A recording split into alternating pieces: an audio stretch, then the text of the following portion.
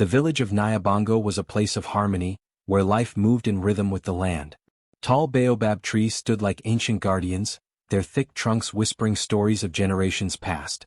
The village huts, made of red clay and thatched roofs, were arranged in a circular pattern around a communal fire pit, where elders gathered each evening to share wisdom, tell tales and settle disputes. Children ran barefoot through the dusty paths, their laughter mixing with the sounds of women pounding millet and men crafting tools from iron. In this village, tradition was sacred.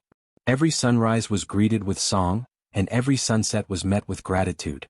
The people of Nyabongo believed in the spirits of the ancestors, in the guidance of the elders, and in the sanctity of marriage. It was a place where respect and order reigned, at least on the surface. Among the villagers, Kwame was a man of status. Tall, broad-shouldered, with a commanding presence, he walked with the confidence of someone who knew his worth. He was a skilled hunter and a prosperous trader, known for bringing back the finest animal hides and rarest spices from distant lands. Men admired his strength and women acknowledged his handsomeness, but beneath his charismatic exterior lay a heart hardened by pride. Kwame valued control above all else, and his word was law in his household. His wife, Abeni, was his opposite in many ways. Where Kwame was fire, she was water, calm, nurturing, and patient. She had a beauty that was not just in her features but in her spirit. Her voice was soft yet carried wisdom, her hands delicate yet capable.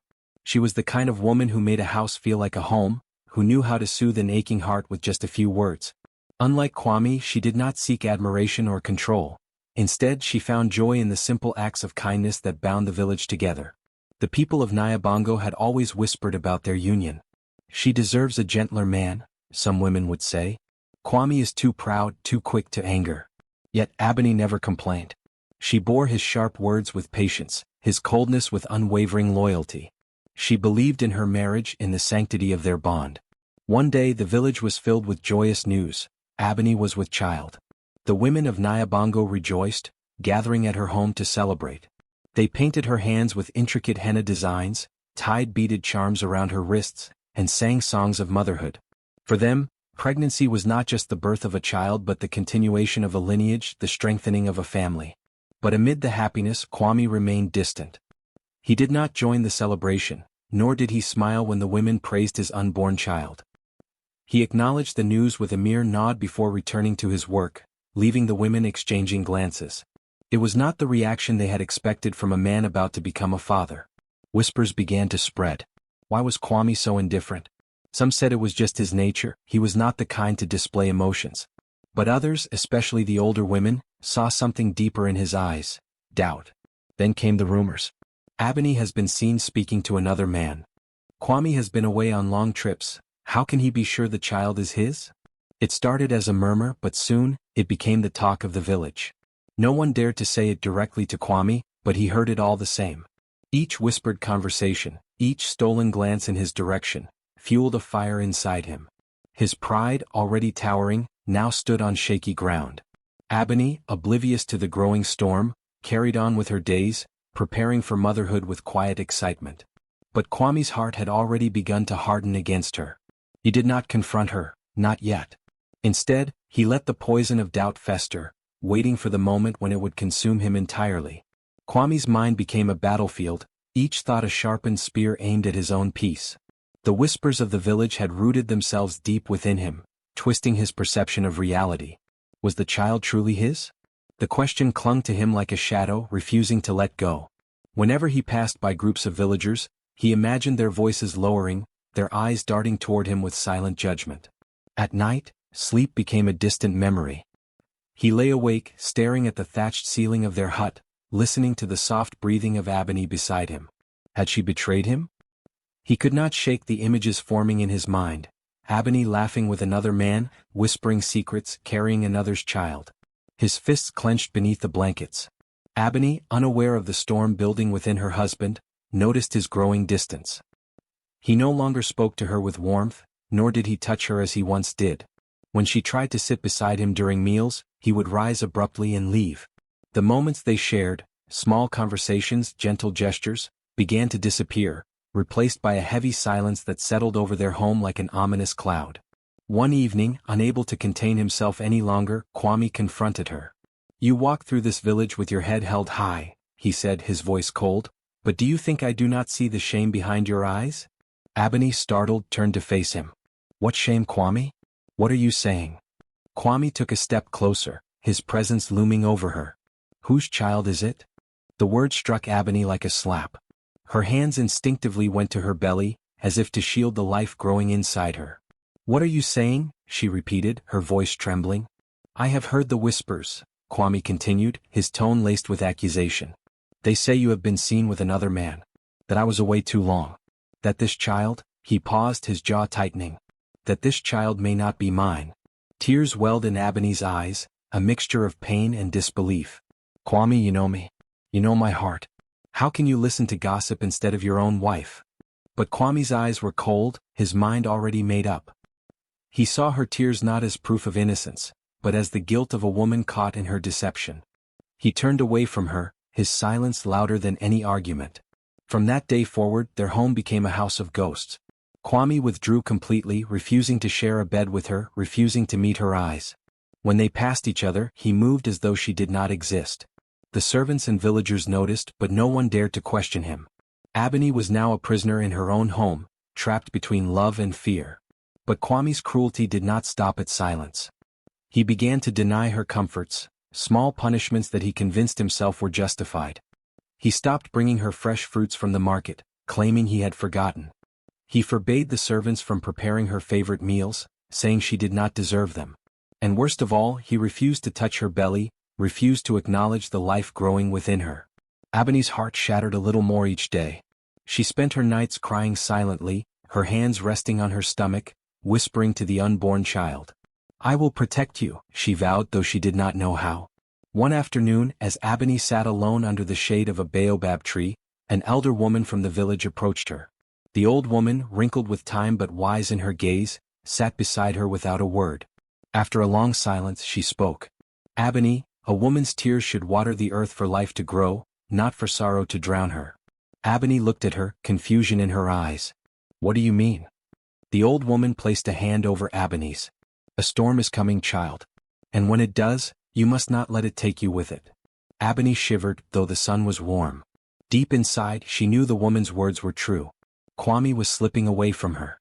And if she did not act soon, she and her child would be left to face a fate far worse than heartbreak. The evening air was thick with the scent of burning wood and roasted maize as the village gathered in the central square. The elders sat in a semicircle near the great baobab tree, their faces illuminated by flickering torchlight. It was rare for a domestic matter to be brought before them, but Kwame had insisted. And when Kwame insisted, people listened. Ebony stood in the center, her rounded belly barely concealed by the folds of her wrap. She felt the weight of countless eyes upon her, women, men, children, all staring, waiting.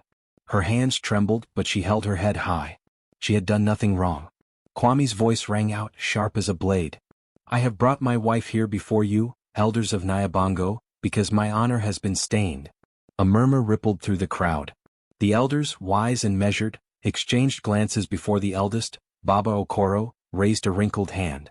Speak clearly, Kwame, he said, his voice steady. What accusation do you bring upon your wife? Kwame turned to the gathering, his voice heavy with controlled fury. She carries a child that I do not believe is mine. Ebony gasped, the words cutting deeper than any wound.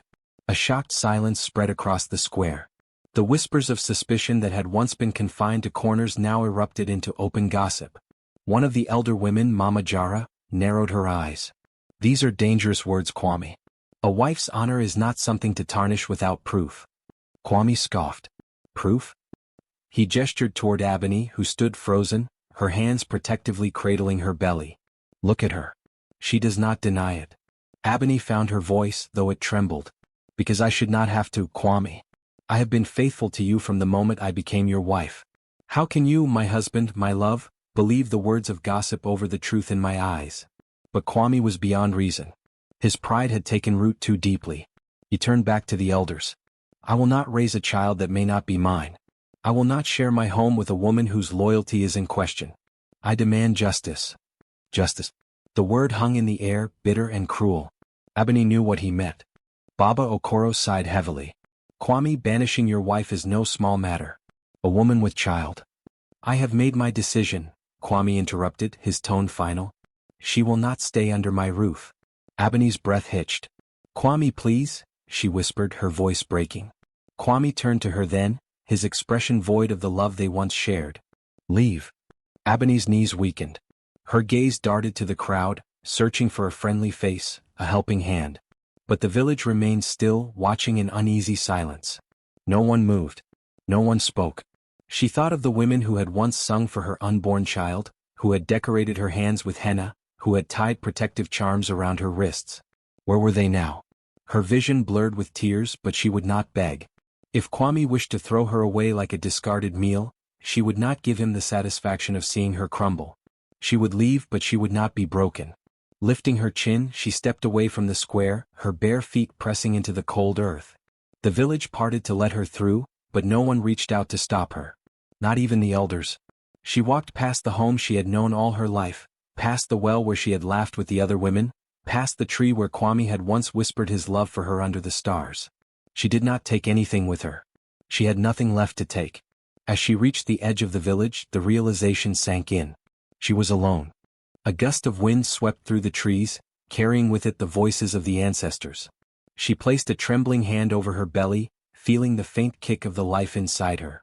I will protect you, she whispered to her child, the vow solidifying into something stronger than fear. And without looking back, Ebony stepped into the darkness beyond the village, into the unknown. The wilderness stretched before Ebony, vast and unforgiving. The moon cast a pale glow over the land, illuminating the winding dirt path that soon disappeared into dense forests and open plains. She had no direction, no plan, only the instinct to move forward, to keep walking. Her bare feet, already sore from the day's ordeal, met sharp stones and dried thorns. Each step sent a jolt of pain through her body, but she clenched her jaw and pressed on.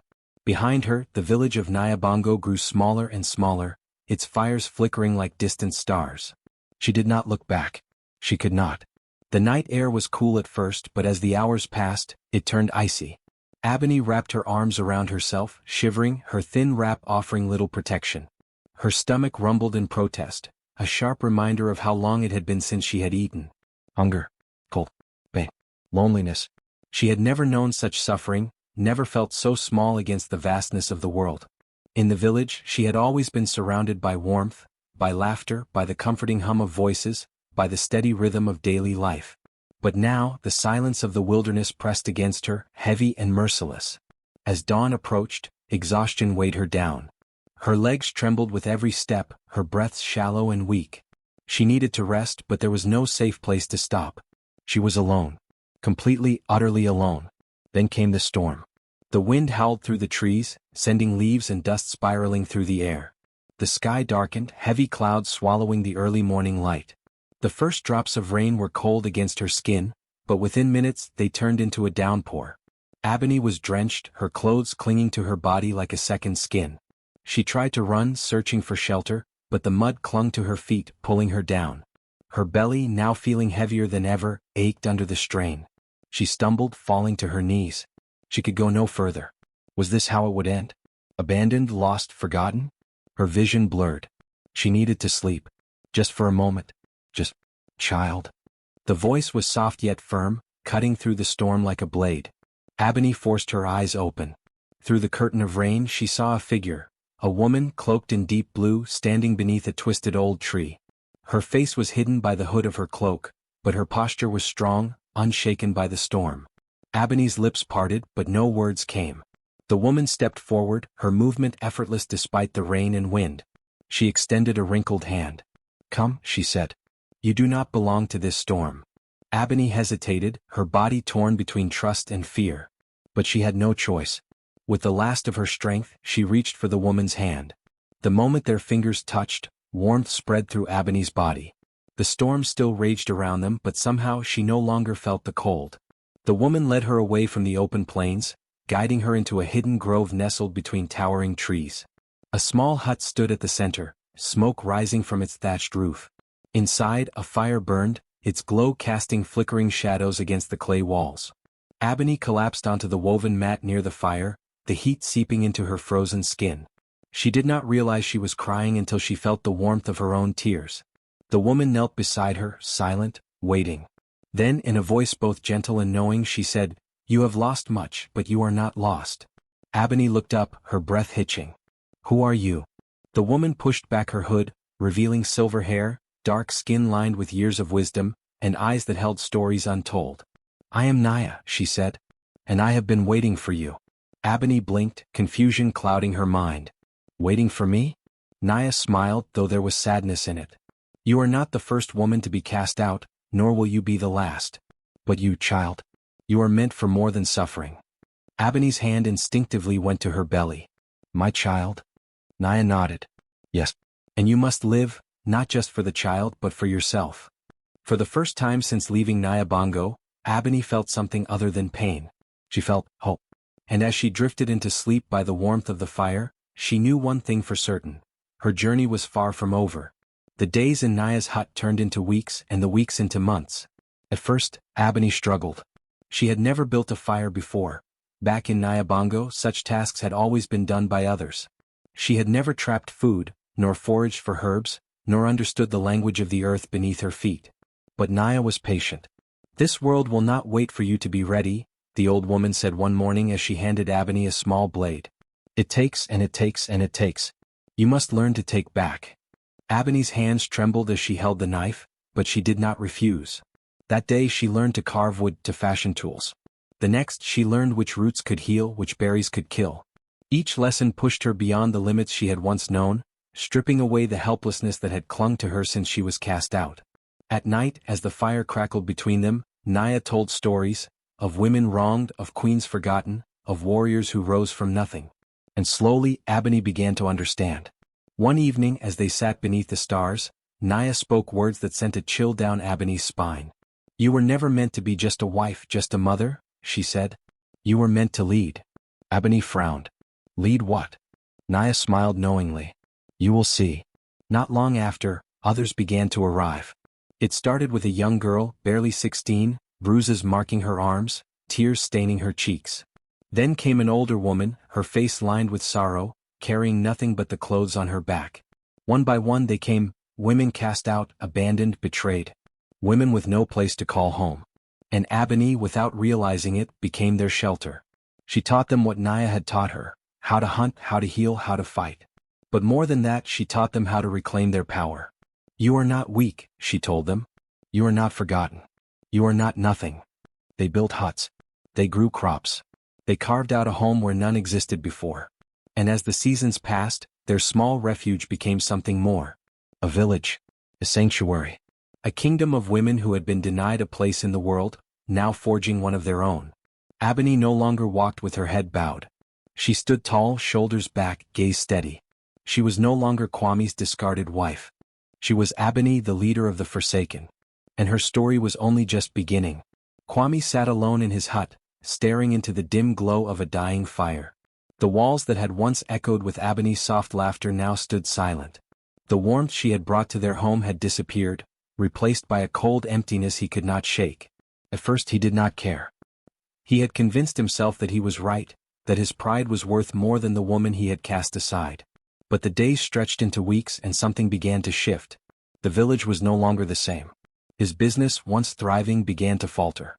The traders who had once sought his goods now hesitated, some even turning to others instead. The servants who had dutifully followed his commands now whispered behind his back. Something had changed. One afternoon, Kwame entered the market, expecting the usual nods of respect, the usual space that people made for him. But instead he felt something else, a subtle but undeniable distance. The village that had once revered him now met him with caution. It was not long before the whispers began. Have you heard? She still lives. Ebony? Impossible. She was cast into the wild. And yet, there are stories. Kwame's grip tightened around the bag of goods he had been holding. Ebony was alive? He had not thought of her in weeks. Or rather, he had tried not to. He had convinced himself that she was nothing without him, that without his name and his home, she would fade into nothingness. But now the village was speaking of her as if she had become something greater. One evening as he sat outside his hut, a group of men passed by, their voices just loud enough for him to hear. They say she has built something, one of them murmured. A home? In the wilderness? Another scoffed. No, not just a home. A village. A place for women like her. Kwame's stomach twisted. He told himself it was just another rumor, but something inside him stirred, something that felt dangerously like fear. That night he could not sleep. The bed that had once felt like a throne now felt like a prison. He turned over, expecting the warmth of Ebony's body beside him, only to be met with cold, empty sheets. For the first time since she had left, he felt the weight of his mistake. But pride was a stubborn thing. Kwame would not admit his wrongs. Not yet. Not ever. Instead, he convinced himself that this was an insult, that if Ebony was truly alive, she had somehow shamed him even more than before. And so, as the night stretched on, a new thought took root in his mind. If Ebony still lived, if she had truly built something without him, he would have to put an end to it. The sun hung low over Nyabongo as the villagers went about their evening tasks. The scent of roasting maize filled the air, children's laughter echoed between huts, and women pounded yams in large wooden mortars. Life had continued as it always had, until the sound of hooves against the dry earth shattered the peace. A murmur spread through the village as people turned toward the entrance. A group was approaching. Dust swirled around them as they rode in, a band of women, their presence commanding, their movements precise. They were unlike anything Nyabongo had ever seen. They did not walk with the hesitance of outcasts or the weariness of travelers. They strode with purpose, with power. And at the center of them all was Ebony. But this was not the Ebony they had cast out. She sat tall upon a dark horse, her posture regal, her gaze steady. She wore deep blue robes embroidered with gold, the kind that only women of great wealth or royalty possessed.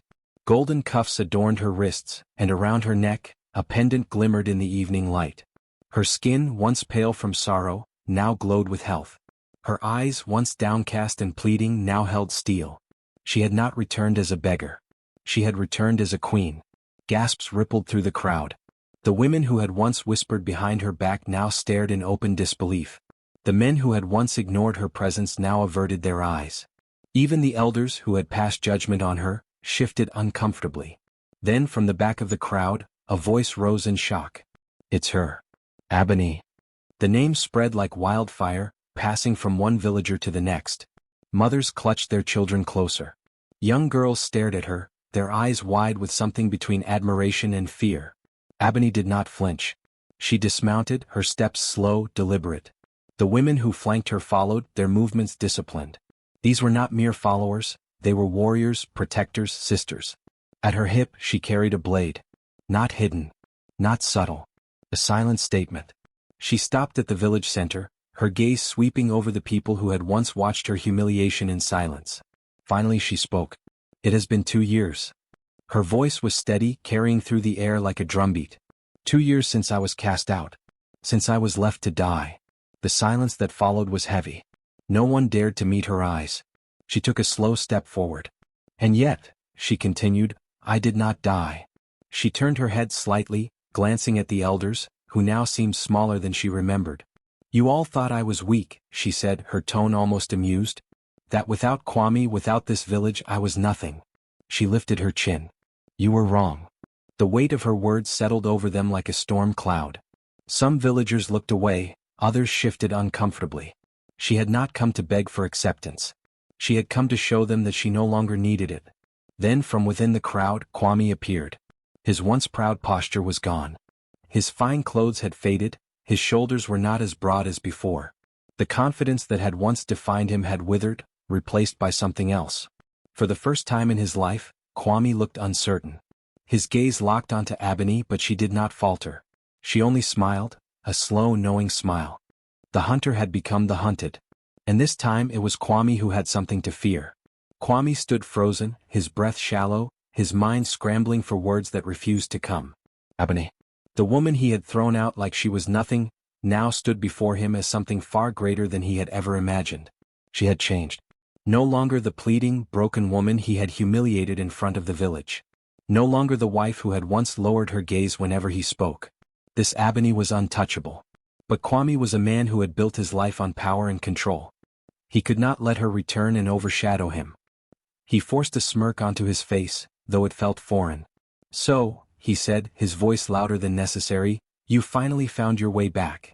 Ebony tilted her head, watching him the way a lioness watches an injured antelope. Her silence unsettled him. He straightened his shoulders, stepping forward. You left with nothing, he continued. You return with, He gestured toward her warriors, her wealth, her presence. What? A show. His voice took on an edge of mockery. Do you seek my forgiveness now? Laughter rippled through the crowd, nervous and uncertain. But Ebony did not flinch. She did not cower. Instead she smiled. Forgiveness? She echoed, her voice steady. No, Kwame. I did not return for your forgiveness. She turned slightly, her gaze sweeping over the village. I returned for the truth. Murmurs spread through the villagers, their curiosity growing. Ebony's voice rose, carrying across the square. 2 years ago, I was cast out of this village, pregnant, abandoned, with nothing but the clothes on my back. Her eyes locked onto Kwame. I begged my husband for mercy and he gave me shame. Kwame's smirk faltered. I walked through storms, Ebony continued. I starved, I suffered, and I should have died. But I did not. Her warriors stepped closer, their presence a silent testament to her words. Instead, I became more than a wife to a man who could not see my worth. I became more than the whispered rumors of this village. She took another step toward Kwame, forcing him back. I became a leader. The air in the village square grew thick. The same people who had turned their backs on Ebony now hung on her every word. Kwame felt his control slipping. He clenched his jaw. He could not let this happen. You dare speak as if you were innocent? He snapped. I did what any man would do. You did what a coward would do. The words hit him like a slap. Gasps rose from the crowd. Kwame's face darkened. Ebony did not stop. You believed gossip over truth. You let fear and pride make you weak. She spread her arms. And now look at what remains of you. The crowd turned to Kwame. They saw what Ebony saw. He was no longer the powerful man he once was. His arrogance had crumbled, his pride had cost him everything. The once respected Kwame was now a shadow of himself. For the first time he felt it. The weight of what he had done. The wrongs he could never take back. Ebony watched the realization settle into his eyes, and for a moment she almost pitied him. Almost. But pity was not why she had come. She took one last step forward, standing so close that only Kwame could hear her next words. You threw me away, she whispered, her voice like a blade. And now I have returned, not as your wife, not as your possession, but as something greater than you could ever hope to be. Kwame's fists clenched, but he had no words left to fight her. Ebony stepped back and turned to the village. The past cannot be undone, she said. But the future belongs to those who learn from it. She did not wait for a response. She had said what needed to be said. And as she turned to leave, Kwame knew, he had lost far more than a wife. He had lost everything. A heavy silence settled over the village as Ebony turned from Kwame. The air was thick with unspoken words, shame, and the weight of a past that could not be undone. The people of Nyabongo had gathered to witness her downfall 2 years ago, but now they stood in stunned silence, watching a woman they had abandoned return as something far greater than any of them had imagined. It was the elders who spoke first. One of them, an old man with a voice weathered by time, stepped forward, clearing his throat. Ebony, he said, hesitating as if searching for the right words. He paused, glancing at the other elders who looked just as uneasy. For the first time, the elders of Nyabongo did not have control of the moment. Another elder, a woman with graying hair, spoke up, her voice tinged with regret. We stood by and said nothing when you were cast out. We turned away when we should have questioned the truth. She lowered her gaze. For that we have failed. Ebony remained still, watching them. The men and women who had once judged her, dismissed her, had now been humbled by their own actions. But she had not come for their apologies. She had come for something greater. She turned to the villagers. And what of you? She asked, her voice carrying through the square. You all saw. You all knew. But who among you spoke for me? The crowd shifted uneasily. Mothers clutched their daughters' hands. The same women who had once whispered about Ebony now struggled to meet her gaze.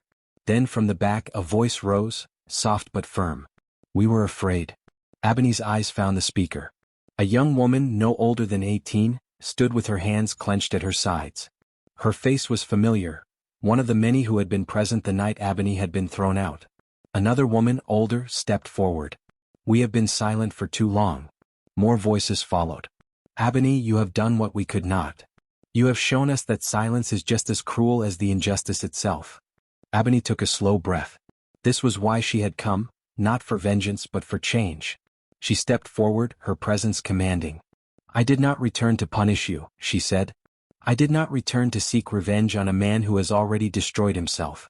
Her gaze flickered toward Kwame, who stood stiff and pale, his once great reputation crumbling before his eyes. "No," Ebony continued. "I return to remind you all of something greater. Respect. Justice. Truth." She gestured toward the women who had come with her, the warriors, the outcasts who had found new purpose. "These women stand with me because they were cast aside just as I was. But we are not broken.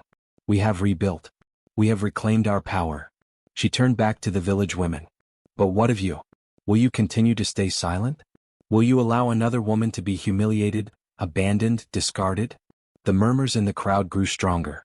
Women looked at each other, exchanging knowing glances.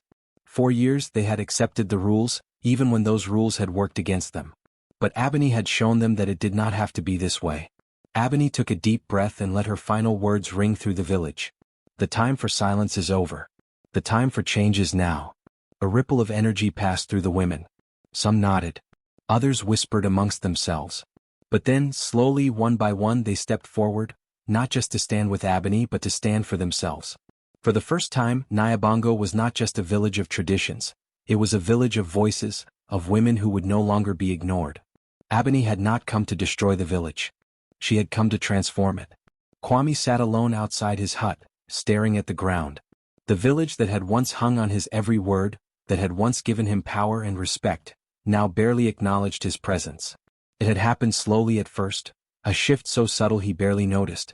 People who used to greet him with admiration now averted their eyes. The men who had once envied him no longer sought his company.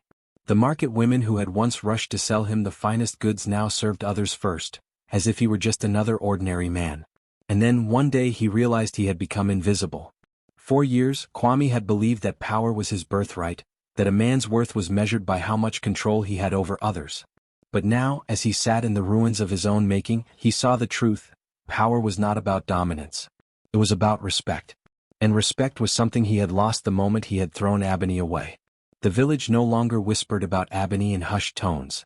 They spoke of her openly now, with admiration, with pride. Women, young and old, had started questioning the old ways. They spoke up more. They demanded fairness. And it had all started with her. Ebony had not returned to destroy him. She had returned to erase his hold over the village forever. Kwame felt the weight of his failure settle deep in his chest. He had lost everything. His home was no longer a place of pride. His influence had crumbled. He had no wife, no family, no legacy to pass down. He had spent years believing that Ebony was nothing without him, but now he saw the truth. He was nothing without her. One evening, unable to bear the silence any longer, he made his way to the outskirts of the village, where Ebony and her people had settled. The sight of her, standing tall, surrounded by warriors and women who now looked to her as a leader, sent a pang through his chest. She saw him approach but did not move. Kwame swallowed hard. His once commanding voice was now uncertain. "Ebony," he said, his tone lacking the confidence it once held. She remained silent, waiting. "I was wrong," he admitted, the words foreign on his tongue. He hesitated, looking down. "I should have believed you. I should have stood by you. I see that now." Ebony's expression did not change. She crossed her arms and regarded him, her gaze steady. "I have lost everything," he continued, desperation creeping into his voice. "The village does not respect me.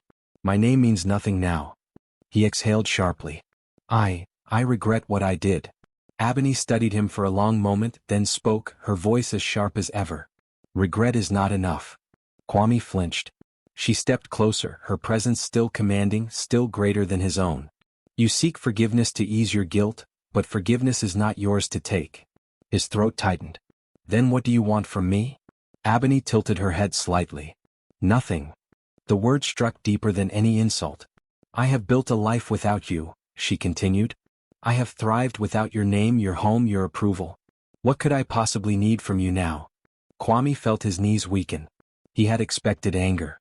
He had even expected punishment. But this was worse. Ebony had moved on. And she had done it so completely that his existence no longer mattered. She turned slightly, looking back toward the village. "If you truly wish to atone, then do not ask for my forgiveness." Her gaze returned to his, unwavering. "Change.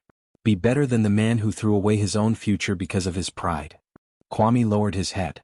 He had come seeking redemption, but he had found only the truth. Ebony was no longer his to control, to define, to diminish. She had risen beyond him. And so, with nothing left to say, Kwame walked away, back to his empty hut, back to a life that now felt smaller than ever.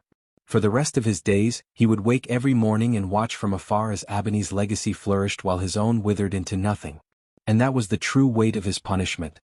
The sun rose over Nyabango, casting golden light across the village that had once been bound by rigid traditions. But now things were changing. The echoes of Abeni's return had not faded, they had grown into something far greater. She had not come to demand power, yet power had found her.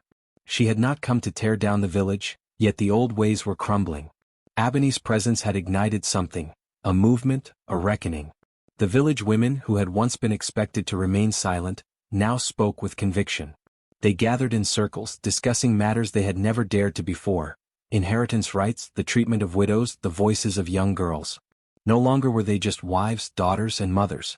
They were individuals with strength, wisdom, and purpose. Young girls no longer grew up believing that their fate was to be silent. They saw Abeni as proof that a woman's worth was not measured by a man's approval, but by her own strength.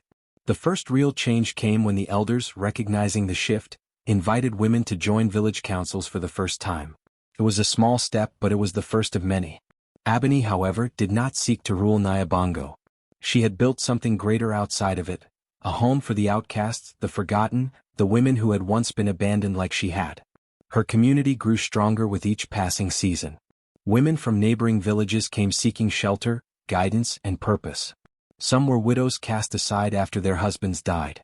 Others were young women who had refused forced marriages. Here they were not burdens. They were warriors, leaders, and healers.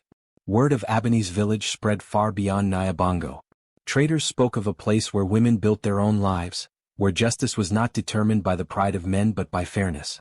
Other villages took notice, and soon, whispers turned into discussions, discussions turned into change.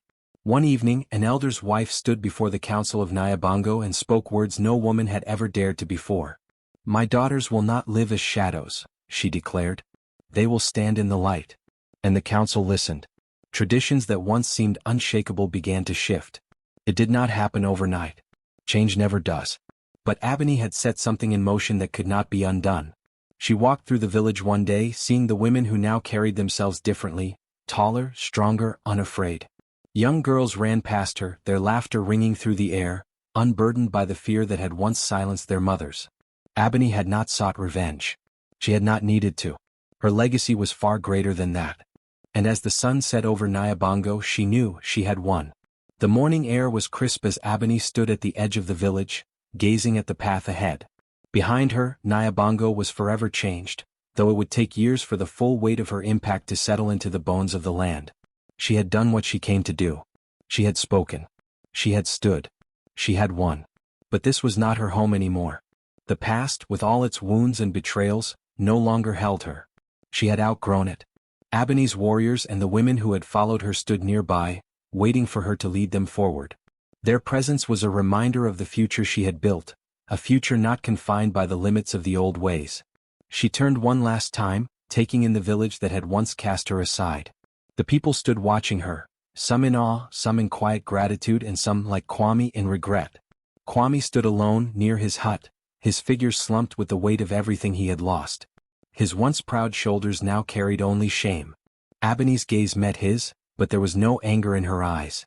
No hatred. Just finality. She had nothing left to say to him. Her success was enough. Her survival was enough.